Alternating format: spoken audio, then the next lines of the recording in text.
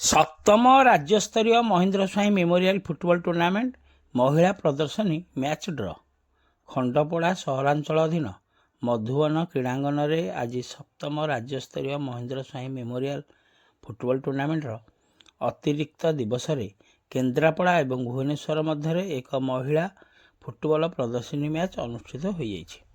Khandapada sports association ଆନୁକୂଲ୍ୟରେ ଆୟୋଜିତ ଏହି ପ୍ରଦର୍ଶନୀ ମ୍ୟାଚ୍ଟି ଗୋଲ୍ ଶୂନ୍ୟ ଭାବେ ଶେଷ ହୋଇଥିଲା।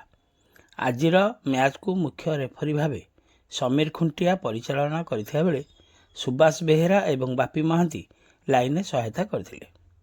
ଆଜି ମୁଖ୍ୟ ଅତିଥି ଭାବେ ନୟାଗଡ଼ ଜିଲ୍ଲାପାଳ ମଧୁମିତା ରଥ, ସମ୍ମାନିତ ଅତିଥି ଭାବେ ଖଣ୍ଡପଡ଼ା ପୂର୍ବତନ ବିଧାୟକ ତଥା ରାଜା ସିଦ୍ଧାର୍ଥ ଶେଖର ସିଂହ ମର୍ଦ୍ଦରାଜ, ବିଧାୟକ ଇଞ୍ଜିନିୟର ଦୁଷ୍ମନ୍ତ କୁମାର ସ୍ୱାଇଁ, OUAT ବିଶ୍ୱବିଦ୍ୟାଳୟର ପ୍ରଫେସର ସର୍ବନାରାୟଣ ମିଶ୍ର, ବିଜେପି ଜିଲ୍ଲା ପ୍ରଭାରୀ ସୁରଥ ବିଶ୍ୱାଳ, ପଠାଣି ସାମନ୍ତ ମହାବିଦ୍ୟାଳୟ ଅଧ୍ୟକ୍ଷା ଡକ୍ଟର ସ୍ୱଚ୍ଛ ସଲୀଳା ମହାପାତ୍ର, ଖଣ୍ଡପଡ଼ା ମହିଳା ମହାବିଦ୍ୟାଳୟ ଅଧ୍ୟକ୍ଷା ସ୍ମିତା ଶେଫାଳୀ ମହାପାତ୍ର, ରାମଚନ୍ଦ୍ର ଉଚ୍ଚ ବିଦ୍ୟାଳୟ ପ୍ରଧାନ ଶିକ୍ଷୟିତ୍ରୀ ଲିପ୍ସାନନ୍ଦ, ଖଣ୍ଡପଡ଼ା STPO ମଦନ ମୋହନ ପ୍ରଧାନ, ପଣ୍ଡିତ ମନୋଜ ଦାସ, ସମାଜସେବୀ ଅଖିଳ ମହାରଣା ପ୍ରମୁଖ ଉପସ୍ଥିତ ରହି ଖେଳାଳିଙ୍କୁ ଉତ୍ସାହିତ କରିଥିଲେ।